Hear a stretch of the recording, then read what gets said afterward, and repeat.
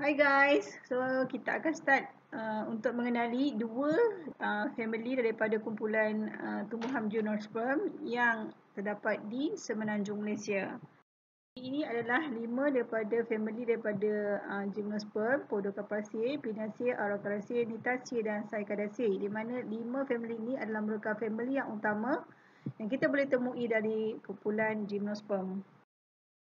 Minggu ni akan kita tengok kepada Cycadaceae dan Podocarpaceae. Yang pertama ni kita akan tengok Cycadaceae dari order Cycadalis. Di mana kalau kita tengok dari segi morfologinya, ia kelihatan seperti pokok palma atau kadang-kadang juga disalah anggap sebagai pokok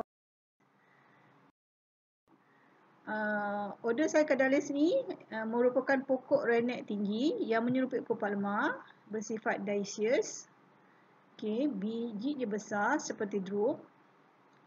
Mempunyai 9 jenis. Satu jenis yang paling penting adalah jenis Cycas dengan 15 spesies yang hanya ditemui di kawasan yang bersuhu tinggi, iaitu sama ada di kawasan tropika ataupun kawasan hampir tropika dengan organ pembiakan strobilus atau cone. Kalau kita lihat di kawasan UKM, kita akan jumpa kumpulan Cycas ni, di jenis Cycas ini di Masjid UKM di sebelah kanan daripada parking lot perempuan dekat dengan menara, dan kita juga akan jumpa pokok Cycas ini di Taman Pokok Pakis.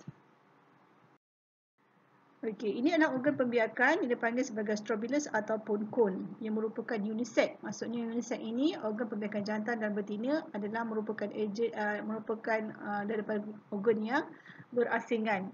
Kalau yang jantan kita panggil sebagai macrosporofil ataupun stamen, dan yang jantan pula terdiri daripada microsporigium ataupun carpel ataupun megasporofil, di mana perbezaan Cycas dengan jenis lain adalah susunan megasporofil atau carpel dalam Cycas adalah longgar.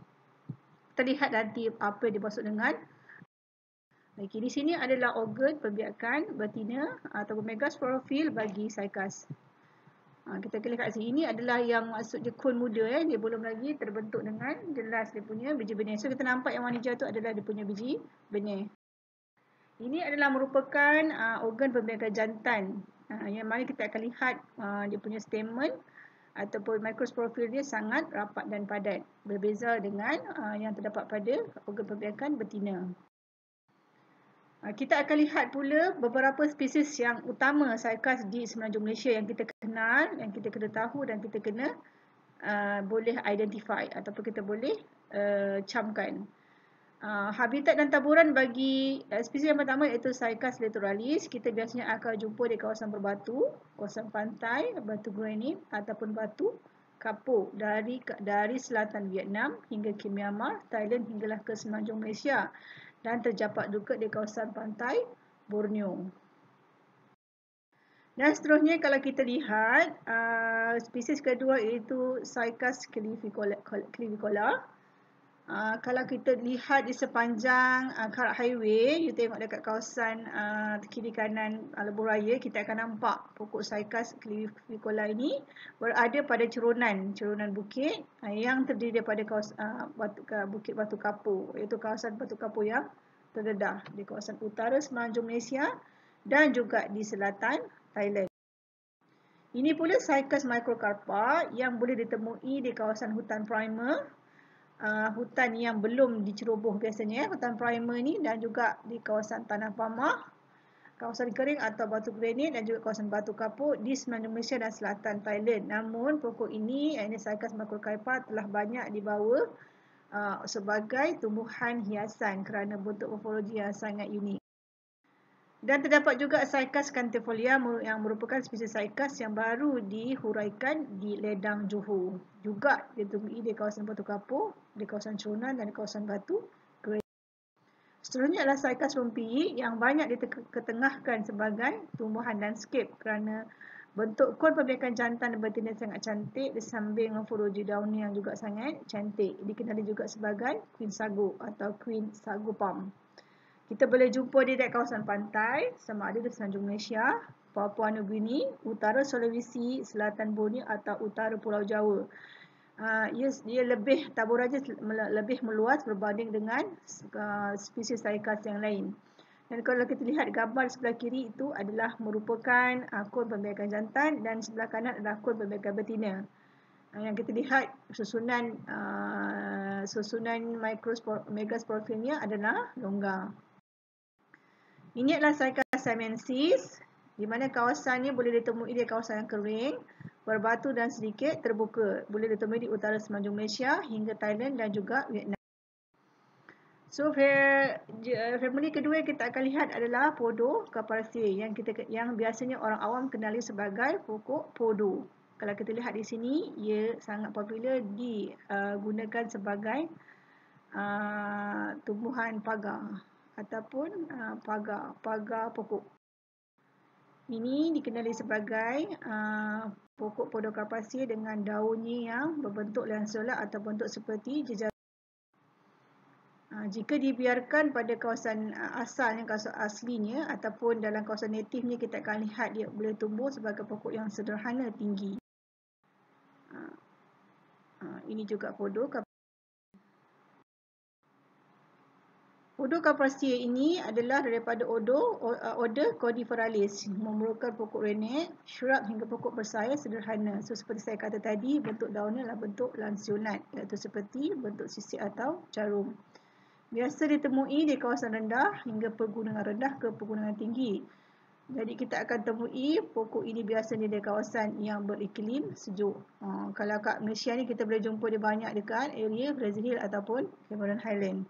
Di semenanjung Malaysia kita akan jumpa dua jenis utama, iaitu Dacrydium dan Podocarpus, dan ada 5 jenis lain, tetapi yang utama adalah dua jenis tersebut. Ia merupakan pokok dioecious. Okey, Strophylos unisex, sama seperti pokok Cycadaceae tadi. Juga mempunyai microsporangium dan juga microsporophyll, organ pemegang jantan dan betina. Beza antara Dacrydium, ia mempunyai biji separuh terbenam dalam air berbentuk cawan, manakala Podocarpus pula mempunyai biji yang tertutup sepenuhnya. So, di semenanjung Malaysia kita ada Podocarpus polystichius dan juga Dacrydium elatum yang dikenal sebagai ekor kuda. Manakala di Sabah dan Sarawak kita ada Polycladus hypophyllalis. Jenis Dacrydium ini dikenali sebagai ekor ataupun sempilo berdasarkan dia punya morfologi. Jadi pokok matang akan bersaiz hingga sederhana. Bila kita sebut sederhana, ia boleh mencapai sehingga 20 meter tinggi. So, ciri utamanya dia mempunyai daun yang bentuk lanceolate tadi.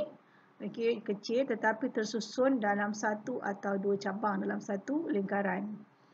Dalam di semenanjung Malaysia kita ada 4 spesies. Namun spesies yang utama adalah Dacrydium beckeri, iaitu ekor tupai, dan juga Dacrydium elatum, akal dikenal sebagai ekor kuda. Ini adalah merupakan Dacrydium beckeri yang nama tempatannya sebagai ekor tupai. Kalau tengok morfologinya ada seperti ekor tupai. Ini adalah Dacrydium elatum, di mana kalau dalam satu ranting ia kelihatan seperti ekor kuda yang lebih melempai.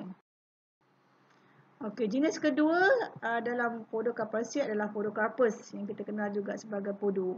Ia merupakan shrub di mana satu pokok yang mempunyai cabang ranting yang banyak keluar daripada tanah hingga pokok bersayap sederhana. So, ciri utama daun Dacrydium ini berbanding dengan jenis sebelum ni adalah berbanding dengan Dacrydium, daunnya lebih besar dan lebih panjang, dan di mana terdapat 6 spesies utama di semenanjung Malaysia. Yang kita kena tahu dan kita kenali adalah 3 spesies, iaitu Podocarpus nidifolius yang dikenal sebagai podo bukit, Podocarpus montillae, ini podo kebal musang, dan juga Podocarpus polystichius. Ini adalah Podocarpus nidifolius atau dikenal sebagai podo bukit. So, podo bukit ni yang banyak digunakan sebagai tanaman lanskap. Ini adalah Podocarpus montillae sebagai podo kebal musang. Ini biasanya kita jarang temui digunakan sebagai landscape. Dan ini adalah Podocarpus polystichius. Ini juga adalah antara jenis spesies dalam Podocarpus yang banyak digunakan dalam tanaman landscape, termasuk sebagai bunga pagar. Ini adalah antara rujukan yang pelajar semua boleh guna, sebab nanti kita akan sertakan daripada kelas ini dengan beberapa tugasan dan juga latih tubi sebagai penilaian. Secara kesimpulannya, di akhir kelas ini saya harapkan semua pelajar akan tahu kumpulan tumbuhan, gymnosperm, angiosperm, and then you akan tahu order bagi setiap family tumbuhan. Family utama dalam gymnosperm, dan kali ini kita belajar tentang Podocarpaceae dan Cycadaceae, di mana dalam dua family ini apa yang perlu you tahu ialah mengenai ciri morfologi, organ pembiakannya, genus utama, spesies utama dan juga habitat di mana ia boleh tumbuh. So saya juga mengharapkan nanti saya akan upload beberapa soalan di dalam UKM Folio, dan saya harap pelajar-pelajar akan menjawab mengikut tempoh yang diberikan, dan ia dikira sebagai penilaian berterusan. Okey, selamat maju jaya. Terima kasih.